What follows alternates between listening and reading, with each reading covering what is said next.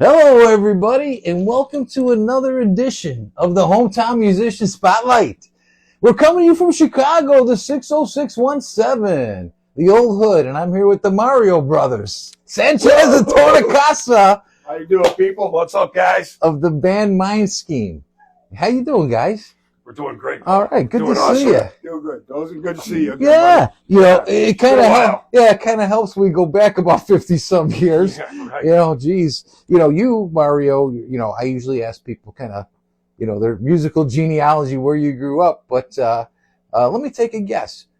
You were born close by, but your first musical influence, was it playing the Croatian music? Yes, it was. Okay, tell us. Playing the Tumbadica at Sacred Heart. Yeah. Sacred Heart Tumbadica. So we played over there. We got me and my sister were in it. Yeah. She played almost every instrument and sang and everything. We ended up getting to play some pretty cool gigs, like at the Sox game. Yeah, yeah. We got to do the Star Spangled Banner. Yeah. And then like the Croatian national anthem, Lepa Naša, or whatever it's Yeah. called. I can't remember. It's been so long. Yeah. But then we got to even go to Europe on that. Yeah. So it was, Wow. Pittsburgh, we played at a Duquesne? hockey game where Yeah. they opened up the dome when we were singing at the end too. That's what was pretty cool about it. So it's some pretty exciting gigs for like we were kids, you know what I mean? We were just kids. So. Yeah. We're talking about Sacred Heart Parish over here at 96th and Exchange here in Chicago, and predominantly, I think it's the second Croatian parish in the city, but it's amazing how I they took a beating over there with Yeah. some nuns. You should have went to Mount Carmel. I did go to Carmel. Yeah, see, there you go. Only 2 years though. Oh, me too. Only 2 years, and I went to Washington. Did you finish at Washington too? No, I went to Thornridge. Oh, okay. Okay. Did you guys move out of the neighborhood then? Yeah, we did. Okay. We moved to Burnham. Yeah. So Mario, I went to school with you at Marsh School. Yeah. And I know your brother George, my brother Mike, were the same age, I think 1965. But you and I have had some talks in life over at the bar, and so I know your father was a big influence in your musical career, was he not? Yes, he was. He was one that taught me everything. If it wasn't for him, I'd probably be in jail or in the street somewhere instead of playing music. Thanks, Dad. Yeah, you told me he'd be getting you into clubs and stuff in South Chicago, underage, and sneaking you in and stuff like that to play. Tell us what. Well, actually, it wasn't really a sneaky. At the time, that's when the grain elevators were going down in them years, and before he went down, my dad was doing 16 hours, 7 days a week. Yeah. And he usually played at this Mexican club in South Chicago where the old Heinies used to be. Yeah. Yeah.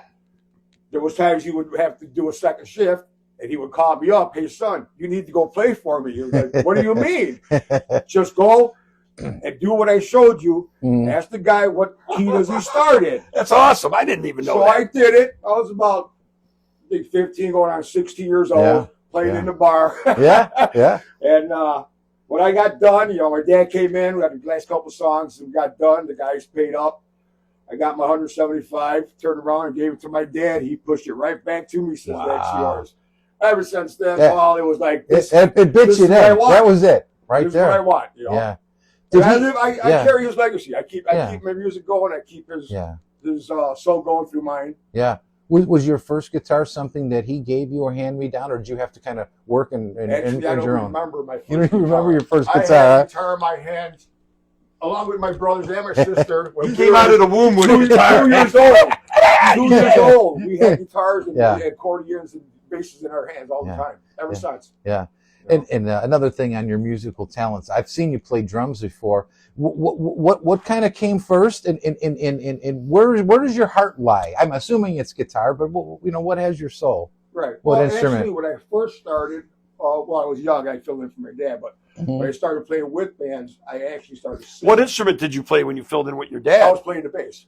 Oh, okay. Playing the Mexicans, that boom, boom, boom, boom, boom, boom, boom. It was fun. Did they have the stand-up bass with that? No, we had straight bass. Okay. It was fun. I was young, It was fun. But I actually started with the bass. My brother George also taught me a lot on the bass, root notes and patterns. Yeah. Yeah, George is awesome. And then, I said, we always had equipment that included the drums also. So I was always on the drums as well. Mario, when did you get your first electric guitar? Do you remember when you? I had a real bad one. Yeah. I don't even remember what it was called, but it's like a Fisher Price or something. No, a Kmart special or something. and the strings were this far off the neck, so I played it, and I hated it. And my dad wanted me to play, okay, at first. Yeah. Then once I got into it, hey, he couldn't take it no more. I started cranking it, blowing up the house, and hey, quit playing that music, But I can't even remember what kind of guitar it was. But then I got a Strat. Okay. I actually got a Strat still that I bought long time ago from Mr. Phil Angotti. Aha. It's wonderful guy. Yeah. So I got still got that Strat. I think it's a 76 Strat. Mm-hmm. But it's so beat up now, I don't even play it. I got to get it redone. But yeah. So you and Don Kaz have been collaborating for a lot of years. And going back to before 2005, I would presume, or did you and Mario actually collaborate before you and Don Kaz ever met? The funny thing is, he lived right around the corner from me when we grew up. Yeah, and we played baseball and football and everything together, and did all the stuff together, and we never ever jammed together. Wow! And one time, I seen him at Crowbar on the outside. On a patio outside drinking, I stopped by. I said, "Hey, Mark, I'm starting a new project," and he gave me his number, and then we hooked up. Yeah, and that's how we hooked up. But he did come after Don Kaz. Yeah, Don Kaz was the first with these guys. Me and him go way back, and we were in a band called Led Zappis.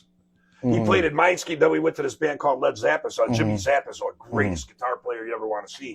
He rocks the place. So we played with him for a while. And he taught us a lot of stuff about the music and recording and all that too. Yeah. As well as Chips Enough did. Yeah. Before it escapes my mind, let's talk about your sister. She had a great voice, and God rest her soul. Right. Was she involved in some of your? Let Mar answer this one. Yeah. Yes. You want to tell the story? Go ahead. All right, I'll tell it. All right, here's what happened. So Janelle was always down here, and she was always barking orders. Okay, but everybody respected her because she knew. Yeah. Like what she said, it was the word, whatever she said. Yeah. So Mar been here a long time and he's seen Janelle fire a lot of people, and he never got the axe. But what was it, a vocal or was it a bass track? It was a bass track. It was a bass track you got fired on? No, it had to be a vocal. Was it a vocal? I think it was a vocal. I always get a bass track. Right. All the time.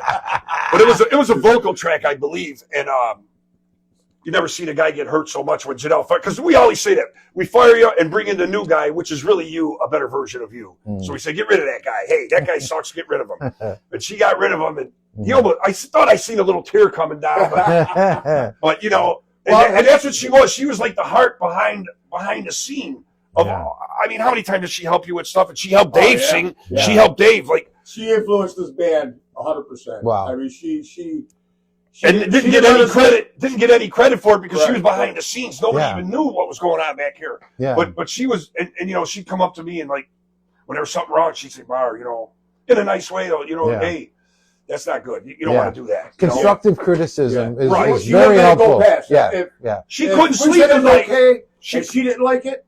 She'd say, "No, guys, do it again." Yeah. Right, and that's what made the album so perfect. That's what makes all this stuff so perfect. Is that we learned from her actually because now we got a standard way of doing things. You don't go back down to, not being good. You stay up at the standard now. After she's gone, we want to keep her standard. So that's what we're doing. Right. Awesome. And moving higher. And trying to go higher. Right. Yeah. Right. Well, you guys definitely are taking all the right steps. That's for sure. Yeah. We make some big strides. I'll tell you. Let's fast forward before we go back. Okay. Let's talk about your weekend in St. Louis, opening up for Chips Enough, and then Chip Zan. Actually, his real name, he's a Polish guy. If you ever look it up, it's something Giles like Rybarski. Yeah, I think that's it. But anyway, okay. So tell us about your trip to St. Louis, and tell us about that weekend. Well, Enough's Enough. Them guys are awesome. Yeah. Are they partiers, man? You go right. The whole hotel was just fogged out. I mean, they just smoked everything out down there. They smoked up the whole St. Louis. You couldn't get any weed for 5 mile radius of their hotel. In any of the dispensaries, they were all shot. Well, that's hilarious. No, them guys are awesome though, man. Yeah. They sounded great, and we had a great time up there. And them guys hosted us really well, didn't they? Yeah. We got Chip is the best, man. They treated us very well. It was like fun. we lived there. Yeah. And the awesome hotel parties they had. Oh, was it wild? They got guys sleeping on the floor, girls sleeping on the floor. Yeah, the response from the crowd afterwards. It was. And we immediately got hired back. They asked us to come back immediately. So that's the ultimate. Yeah. That's the ultimate goal that we're going for. So, you know, the St. Louis crowd was really good to us, man. They treated us really good. They instantly took to us and we took to them, and we fed off each other, and we had a great show. Yeah. You know, glad to hear that. It was good. Yeah. Good experience. And the name of the place was Hot Spots, and Mike was the owner, and he was also the sound man, and he played. Mm-hmm. I mean, it was awesome. He did what a great sound. If you even hear some of our music from these little phones that we got nowadays, we took a, you know, and the video came out great. Yeah. And it's because he mixes a good sound. Yeah. I'll tell you that. Yeah. It was great. So the first Mindscheme CD is Brainstorm. 2005? 2005. 2005. And Mario, you weren't quite with the band yet. In 2005, what were you doing around in that 2005, I was with Ravenstorm with Tony Barr. Ah, Yep. Long time buddy of mine. gotcha. Yes, Another great band. And a guy who I met just this past month, and a wonderful, wonderful guy. Right. Yeah. Well, I just did his live show a few weeks ago at Eats downtown Indiana. I heard that was a big blast. Yeah. It was an awesome turnout for his. Those guys are awesome. He always got a great band. Yeah, I got. No matter where he's at, he's always got. I got to interview him last week. He puts everything into his work. He sure does. He sure does. He even helps us out you know, he helped us with some speakers. He helped us with a lot of stuff. Right. Advice. I mean, a lot. Who else was part of Ravenstorm? It was Greg Vertine and Bill Janich from After Forever, Black Sabbath tribute band. Okay. Yeah, he was an awesome singer. Yeah. Man. He was like the perfect guy for Ravenstorm. Yeah. It was a real great time. You know, we came out at 3 CDs, a double album. The band went to Germany twice. We were signed by Hellion Records. Hell yeah. Yeah, we're all over YouTube. You know, it was a good experience. That's awesome. Yeah. It just didn't work. You know, it just didn't work out. Yeah. You know, but I kept my music career going. Yeah.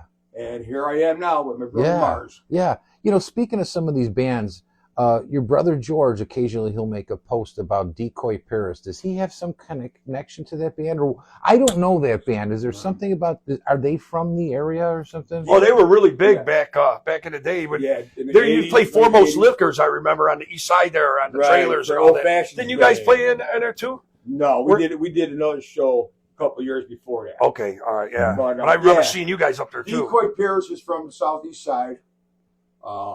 Bunch of good the guys. Drummer, Vince Aqua's from Headwish. Okay. John DeKilos is from East Side by Washington High School. Larry, the singer, was from South Chicago, and the guitar player Wesley was from up 93rd and Merrill or something like that. But they were an awesome band. They had gotten signed. Actually, we know them because we were the roadies of their band. Okay, so I knew there was some kind of deeper connection in there. Yeah. And then Vince, his brother's playing Fatal Order now. Right. So Bob, Bobby Aqua. Yeah, right. Yeah.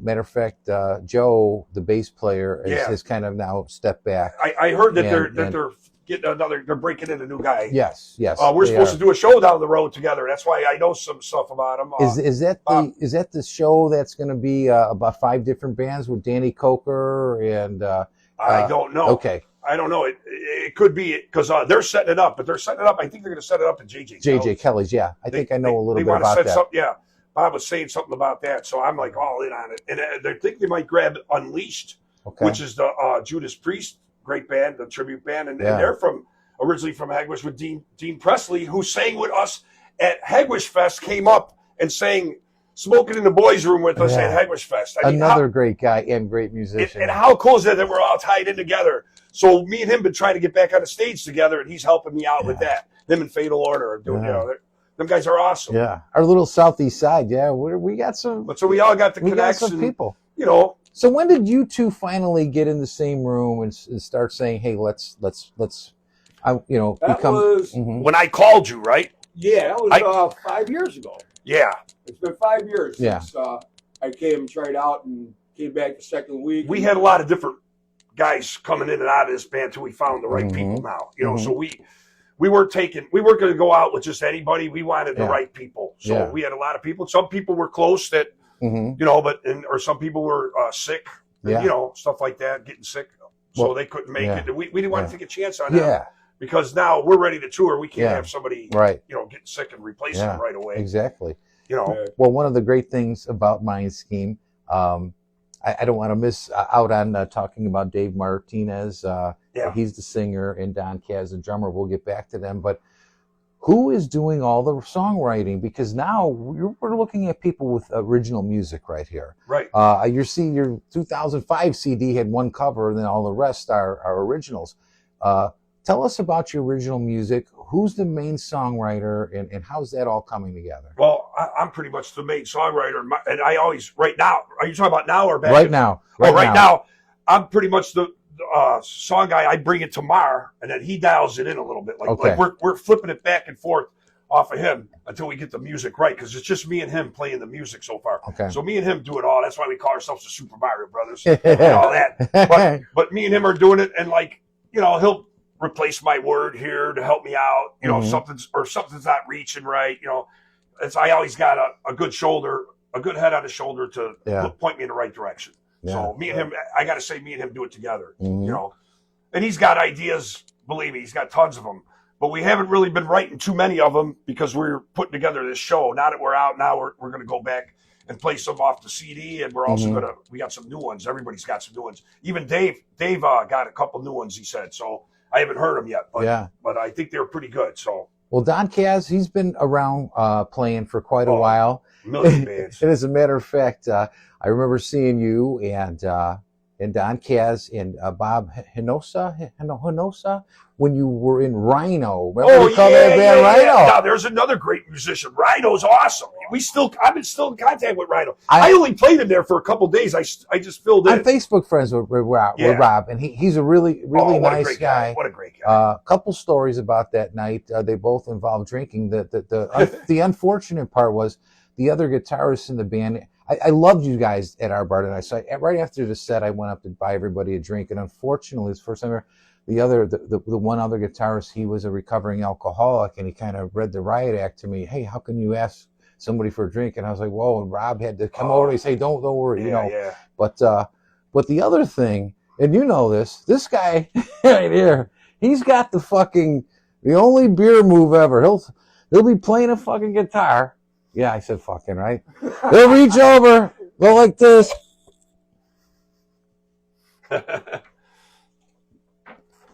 I've had that move And the whole forever. beer will be gone without missing a fucking beat. He's just like a fucking, I don't know.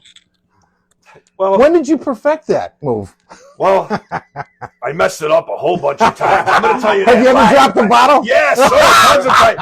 The one time the guy gave it to me and then pulled away and it all just shot over. I mean, there's tons of times. But you know what? No matter what happens with it, it's entertaining. Yes. And people love it. Even if it backfires on you, you just go with it because it's all going to work out anyways. They're going to say, oh, man, remember when you spilled that beer? Or if you do get it all down, oh, man, he drank a beer, whatever. So it's a win-win on that one. And, you know, everybody has to have their signature move. So that's one of mine. I've had that one for a long time. Yeah. So, you know, about, I would say probably 3 years ago, maybe as long as 4 years ago, I met Dave Martinez. Matter of fact, I'd be singing karaoke with him on the same stage, you know, on Wednesday nights, you know. Really. And he's still there. And he's, right. I think he blows off practice to go there, Mar. You know that? No. I'm just kidding. The other Mario, he canceled that karaoke night last year. So he can't use that excuse anymore. But, you know. He hasn't used that in a while. Yeah, because there's no more. All right, Dave, I'm just messing with you. Yeah. But so tell us how Dave Martinez, you know, got the audition for the band, and tell us how that all came about. Did you see brought him him over here? What?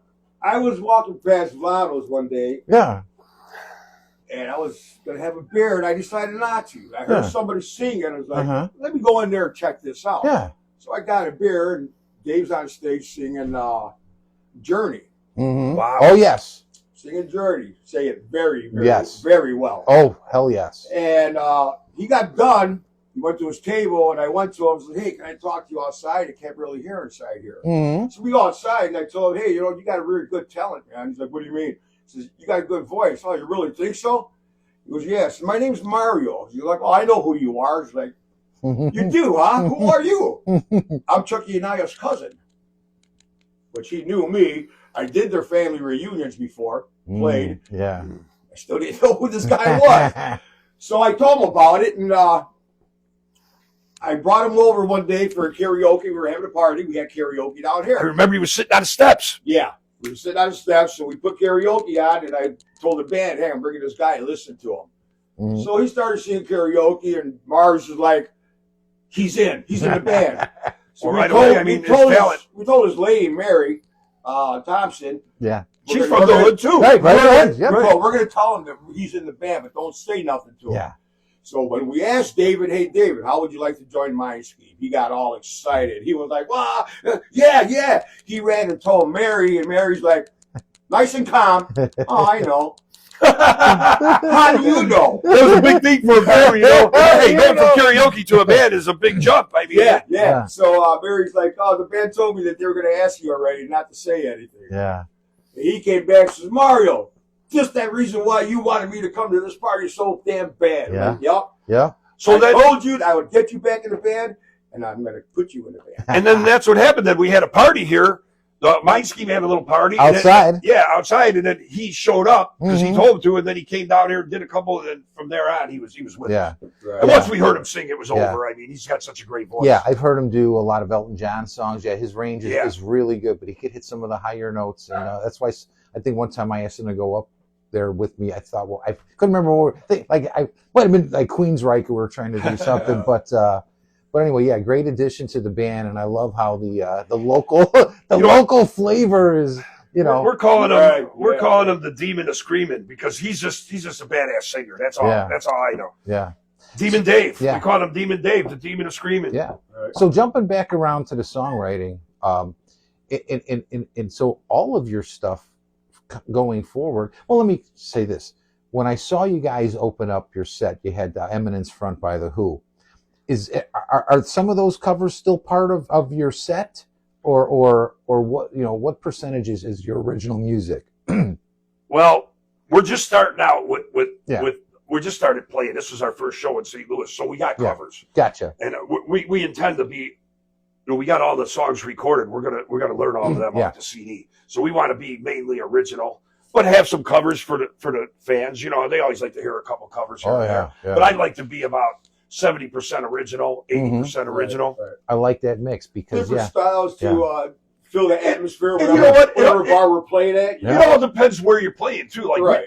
The good thing about us is we're pretty versatile. That we can play like a little bit of pop and hard rock. You know what I mean? So we can go both sides. Yeah. You know, sometimes the venues are more popish, sometimes they're more hard rock. So we could jump from more venues that way instead of just sticking to one category. That was one of our big things. Me and Mars said we want to be real flexible. Yeah. Right. So that's why we started with the covers that way. Yeah. And So if there's some other things you guys are aspiring to, whether it be individually or collectively as Mindscheme, so you've got some new music in the works. What are some other things you're reaching for in your musical career? Well, I'm going to tell you right now, even if it's a crazy dream.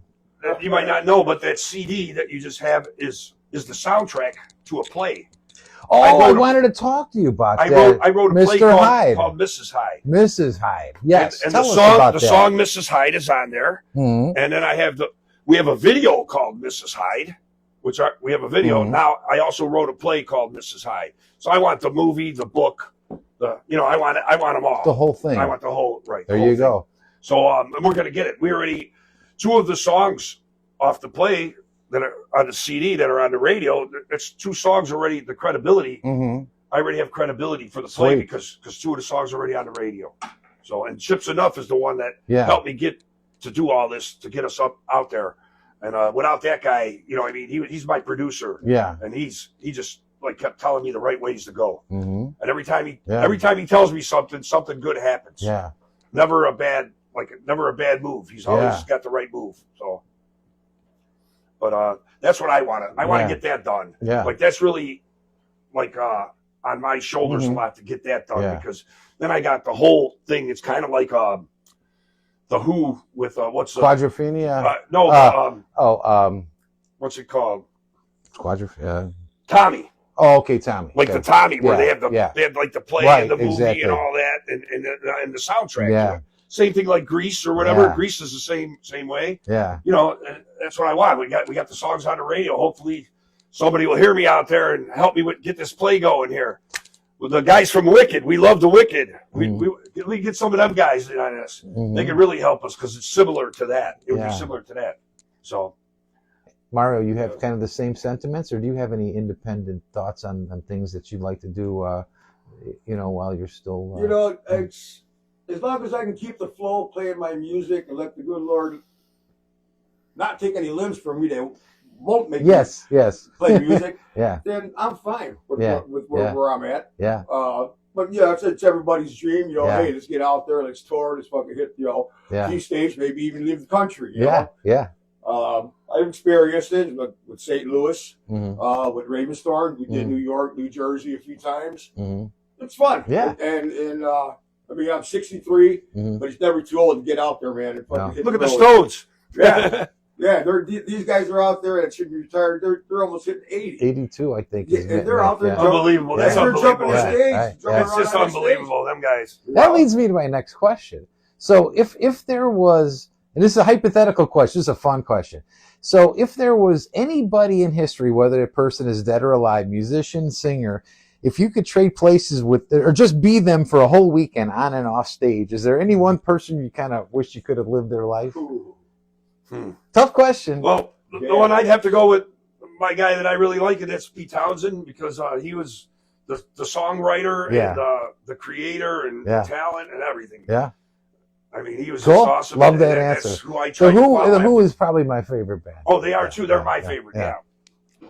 And Yeah, that's a hard question for me, man. There's so many. there's so many Yeah. of them out there. I mean, I've Yeah. been in the music world for all my life, and there's so many. You know it's me. It can't Hey, be. you know it's me. The world's best, because it's always the world's one of the best. Yes, Yeah, right. correct. Then nobody is You the know, best, right? But it is a fun question Yeah. because you see where you headed. Which way if you I was headed? on drums, John Bottom. Definitely There you John go. Bottom. I think Oh, a couple yeah. people said that. Bottom. Yeah. Man. So the next question, again, hypothetical fun question. If there was one room, shed, arena, anything you want to name, whether that it still exists or not, in the whole world that you wish you could play on at least once to be on that stage, what would that one stage be? Anywhere in the world. Well, I would have to say Madison back in Square- Sox Park. Madison Square I love it. There you Where? go. Madison Square Garden. I love Okay. you hear that horn? That's Yeah. a bad street to play, Yeah. man. I would say I'd like to go back to Sox Park because I did it Yeah? once. I would like to go back there, but Madison Square Garden, it ain't bad. Yeah. Cool. Hey, if there was any people in your life, and I'm sure there's a lot of people, but if there's anybody in your life that always believed in you when you needed it, or anybody that gave you a real big break, do you have any of those Yes. honorable mentions? Yes, I got him, man. Tips Okay. Enough is the one that, like, I would ask him, hey, am I good enough? Can I do this, Chip? He's like, yes, you are. He says, you're not ready right at this moment, but you can get ready. And he would help me get ready. And Awesome. he taught me everything. I wouldn't have any of this. Yeah. I didn't know how to do any of this stuff if it wasn't for him. But he was big brother and took me by the wing and pointed me in the right direction. And, Beautiful. And I owe it all to him. And he's still my guy. I mean, we talk almost every day. Yeah. So, Yeah. Well, for me, I bring it up again. I can leave it to my dad. Your dad. You know? Yeah.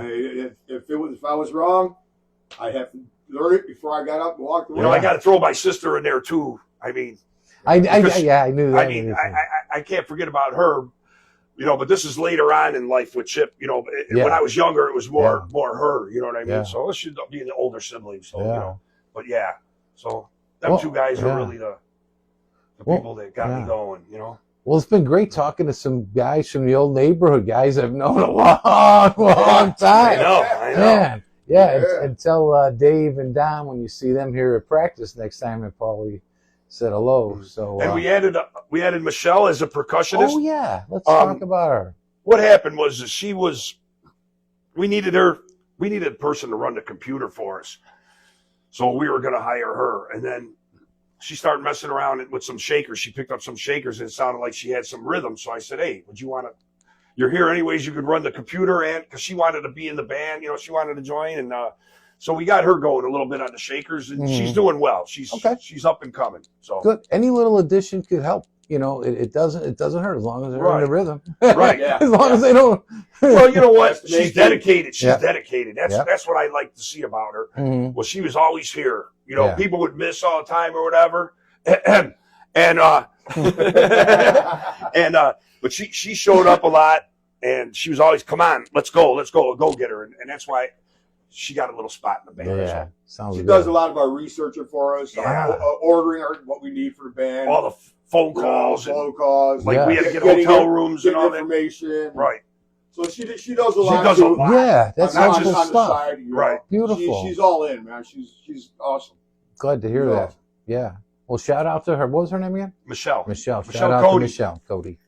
Is that from Cody, in our neighborhood, the Cody family? Or no, excuse me, Don Kaz's Cody.